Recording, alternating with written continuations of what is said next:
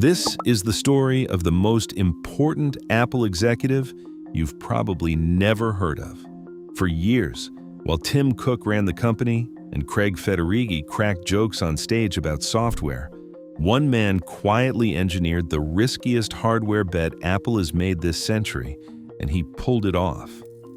His name is John Ternus, and on September 1st, 2026, he becomes the 8th person ever to run Apple. Most people couldn't pick him out of a lineup. That's about to change. To understand why Ternus matters, you have to go back to 2020, to a decision that could have wrecked Apple's entire computer business. For 15 years, every Mac had run on Intel processors. The whole software ecosystem, every app, every tool, every workflow was built on Intel's architecture. And Apple decided to walk away from all of it. They were going to design their own chips in-house and rip Intel out of every Mac on the market. This had been tried before by other companies, and it had gone badly. Migrating an entire platform to a new chip architecture is the kind of project that ends careers. If the performance was not there, if the software did not run, if the transition dragged on for years, Apple would have handed its most loyal customers a reason to leave. The man responsible for making sure that did not happen was John Ternus. So who is he?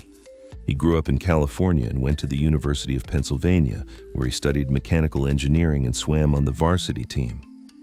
His senior project wasn't a phone or a computer, it was a feeding arm.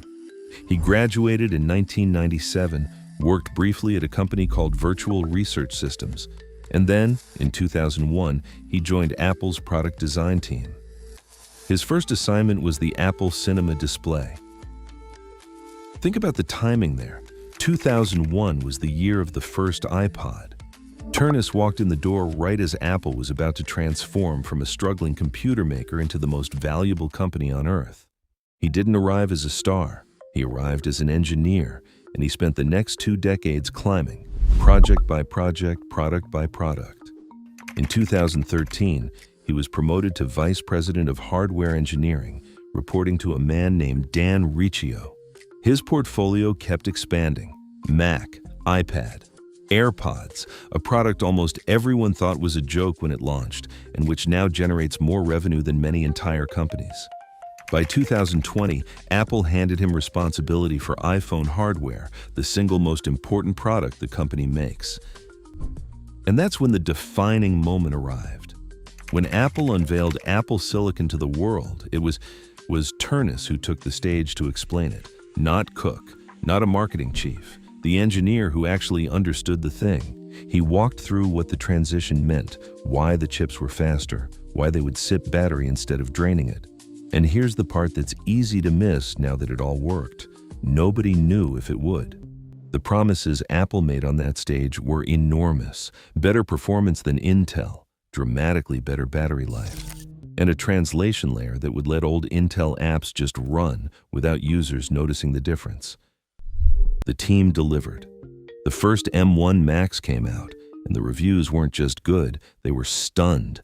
Laptops that ran cool and silent, battery life that doubled, performance that embarrassed machines costing twice as much. The transition that was supposed to be Apple's biggest risk became one of the most successful architecture shifts in the history of computing, and the engineering organization that pulled it off answered to John Ternus.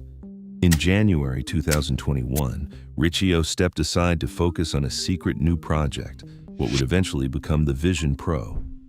Ternus was promoted to Senior Vice President of Hardware Engineering, joining Apple's most senior executive team. By late 2022, Apple Watch hardware was added to his domain too. At that point, Ternus oversaw the engineering of products generating the majority of Apple's revenue.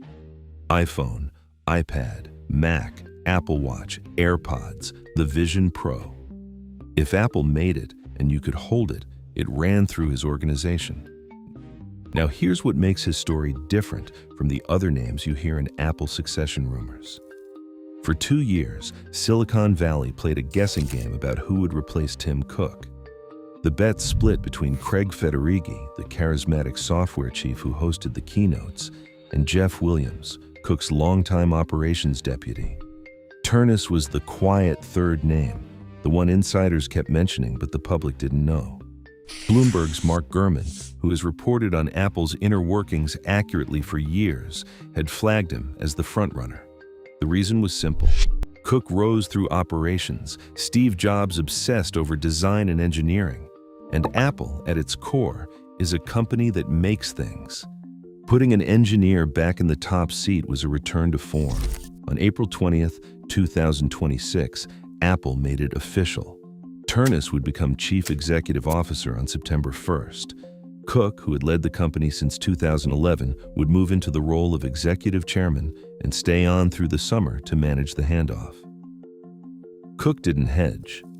He called Ternus without question the right person to lead Apple into the future and said he had the mind of an engineer, the soul of an innovator, and the heart to lead with integrity. The reshuffle didn't stop there. Just weeks later, Apple named Johny Srouji, the silicon genius who built the actual chips inside every Apple device, as the company's first chief hardware officer, taking over the hardware engineering organization Ternus was leaving behind. The two men are now the engineering core of Apple's next era, the chip architect and the hardware leader stepping up together. So what does this mean for Apple and for you? It means the company is being handed to someone who thinks in terms of how things are built, not just how they're sold. Ternus has fingerprints on nearly every device Apple currently makes. He's the rare executive who can sit in a room with engineers and actually follow the argument. Who knows the difference between a problem that's hard and a problem that's impossible? For a company whose entire brand is the seamless marriage of hardware and software, that's not a small thing. It also signals something about Apple's priorities. The biggest challenges ahead aren't marketing problems, they're engineering problems. Artificial intelligence running on-device, the long bet on Vision Pro and spatial computing, custom modems and the slow grinding work of cutting out remaining suppliers. These are exactly the kinds of deep technical fights Ternus has spent 25 years winning. There's a nice symmetry to it. A mechanical engineering graduate who joined Apple as a product designer in 2001, who spent 2 decades mostly out of the spotlight, who took the stage at the most important hardware moment of the decade and delivered, now gets the keys to the whole company. The Apple Silicon transition was the audition. Most people just didn't realize they were watching one.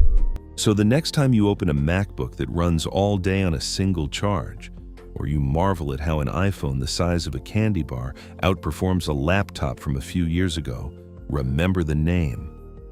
John Ternus, the mastermind who engineered Apple's biggest gamble and is about to inherit everything it built.